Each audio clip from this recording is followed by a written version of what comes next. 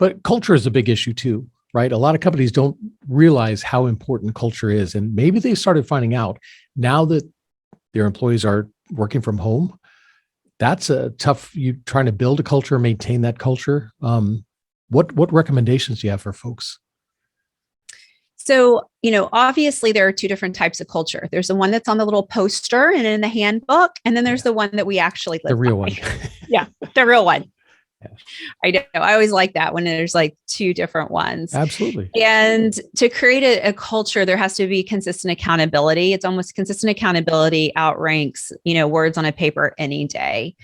And we have to be in an environment where we can say to someone, I understand why you see this decision, but at the end of the day, the impact of that decision isn't in line with our values. Yeah. And it goes as far as when you're interviewing people, start to think about the language they're using.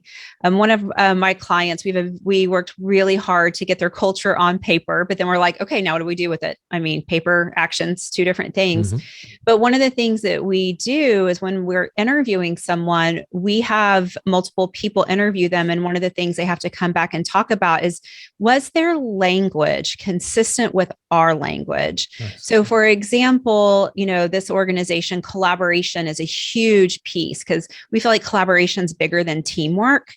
And so we're looking for people that talk about partnerships. We're looking for people that talk about, I had this problem, but then I had lunch with someone from a different department and it hit me, because then that means they know how to collaborate. And so we're not only looking for skill set, but we're looking at their views and how they attack their work, because that's how you keep a culture true.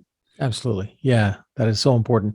And talking to my clients and stuff, they can hire based on knowledge and skills, but it's that attitude.